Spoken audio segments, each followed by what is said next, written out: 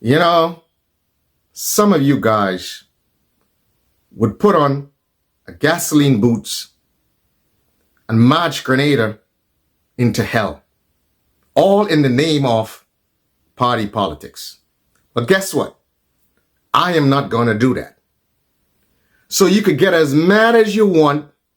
You could talk your scum as much as you want. Okay? It's not going to stop me from doing what I'm doing. And if you got a problem with it, come, let's have a conversation. We'll talk about it. I am going to interpret and use the parliamentary democracy the way the British intended it to be when it was instituted in Grenada. And that is by MP representation. If you're an MP that did good for your community, I am with you.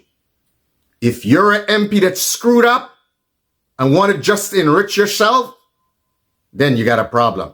I'm not with you. You see, the problem is that there are a lot of weak MPs.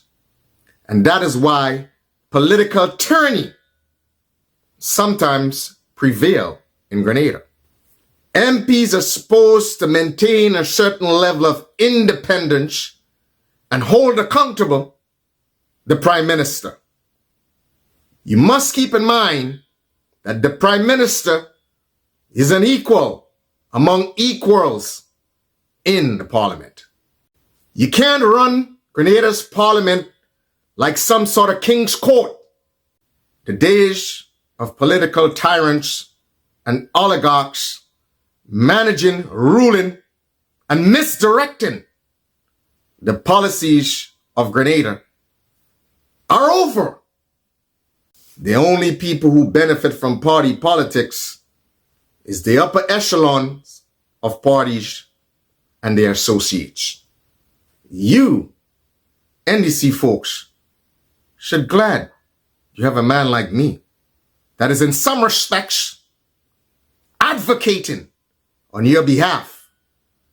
Because for all that you have poured your heart and soul into the last campaign and election, you should glad you have someone like me holding accountable those people who you gave your heart and soul to.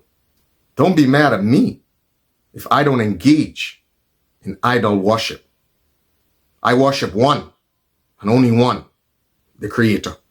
So if you want to engage in idol worship and raise people to some sort of kingly status, then by all means, you go ahead. But none of you little punks are going to tell me what to do. And as I have said, if you got a problem with it, then let's have a conversation. In some respects, you see reckless behavior. The reckless behavior of some of you will actually help precipitate the demise of the NDC. So think that your actions are cute and keep disrespecting yourselves and see how far that gets you. If you believe that your idol is unassailable and nothing should be said about him, then that's your problem. You believe that. You don't say anything about him. Continue to get shafted without grease and sit by and look at all the nonsense that takes place and make excuses. That's your path. You've chosen that path. My path is bold, brave, and courageous. And like a lion, I have never ever backed down against wolves and hyenas.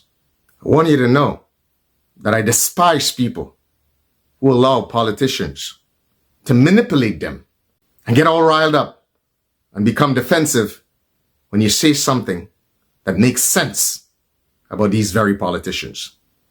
Healthy discourse and rational critical thinking must be the basis for political discussion. And some of you, why do you do it? Why do you get all riled up? You're still hungry and starving. Why do you do it? You do it for what? Pennies on the dollar. You do it for people who use you to enrich themselves while they give you pennies on the dollar, and you still remain in the same economic condition you were in before you met them. They did nothing to improve your lives.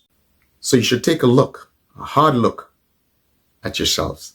And then some of you just do it because you want to belong to something. You belong to nothing. So you want to belong to something.